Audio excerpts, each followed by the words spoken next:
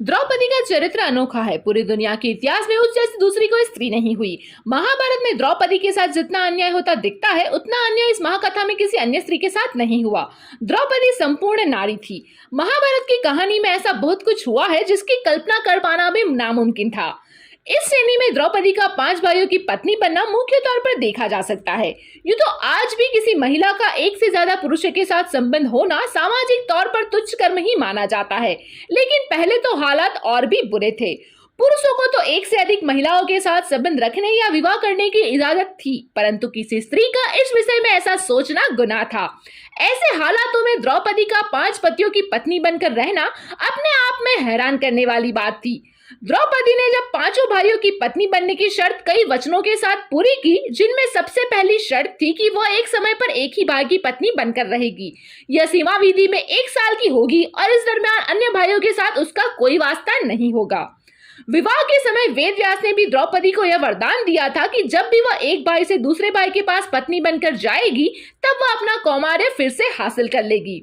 तो अब सवाल ये उठता है कि द्रौपदी का अपने 5 पतियों के साथ कैसा संबंध था। तो इस सवाल का जवाब जानने के लिए वीडियो के अंत तक हमारे साथ जुड़े रहे। द्रौपदी भारत की वह प्रथम महिला है जिसके 5 पति थे, या वह 5 पुरुषों के साथ रमण करती थी। द्रौपदी की कथा व्यथा से बहुत कम लोग परिचित होंगे। क्या उस काल का समाज बहुपतित्व वाली स्त्री को एक्सेप्ट कर सकता था? क्या कोई विवाद खड़ा नहीं हुआ होगा, या कि समाज में बहुपतित्व और बहुपत्नी वाली व्यवस्था थी?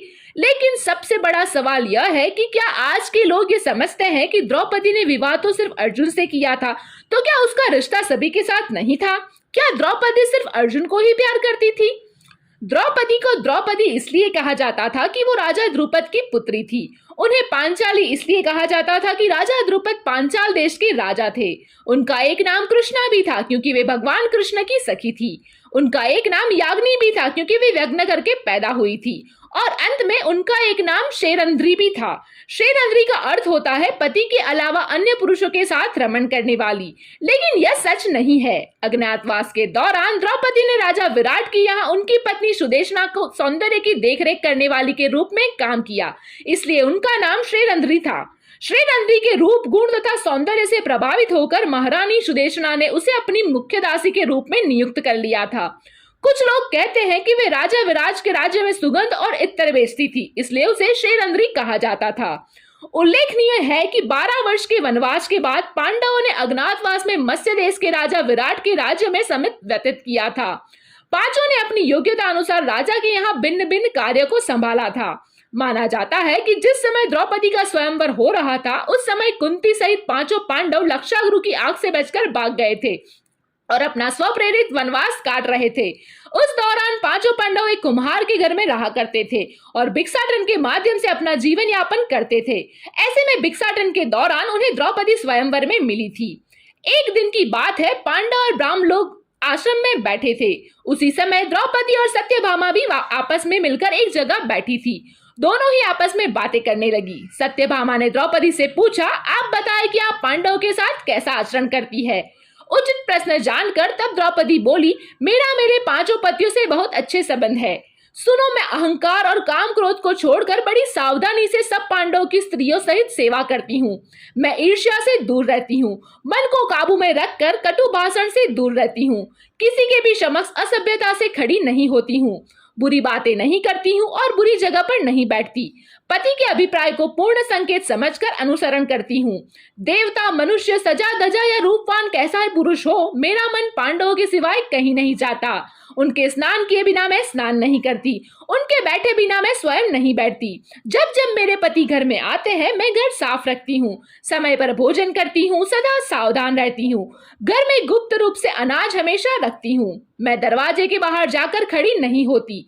पति देव के बिना अकेले रहना मुझे पसंद नहीं। साथ ही सास ने मुझे जो धर्म बताए हैं, मैं सभी का पालन करती हूँ, सदा धर्म की शरण में रहती हूँ। अब आप जानते हैं कि द्रौपदी के 5 पुत्र भी थे। जी हाँ, द्रौपदी ने भी 1-1 वर्ष के अंतराल से 5 पांडवों के 1-1 पुत्र को जन्म दिया। युधिष्ठिर के पुत्र का नाम प्रतिविंध्य, भीमसेन से उत्पन्न पुत्र का नाम सुतसोम, अर्जुन के पुत्र का नाम श्रुतकर्मा, नकुल के पुत्र का नाम शतानिक और सहदेव के पुत्र का नाम सुषेण रखा गया था।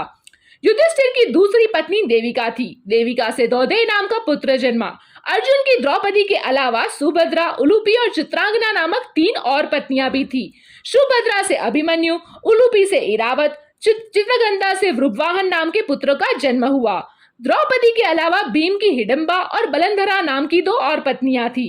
हिडिंबा से घटोत्कच, द्रौपदी के अलावा नकुल की और एक पत्नी थी जिसका नाम करुणमति था। करेणुमति से निर्मित्र नाम का पुत्र जन्म हुआ और सहदेव की दूसरी पत्नी का नाम विजया था, जिससे इनका सुहोत्र नाम का पुत्र जन्मा। दोस्तों, अगर आपको यह वीडियो पसंद आया है तो इसे अपने मित्रों के साथ शेयर कीजिए और ऐसे ही दूसरी वीडियो देखने के लिए हमारी चैनल को अभी सब्सक्राइब करें।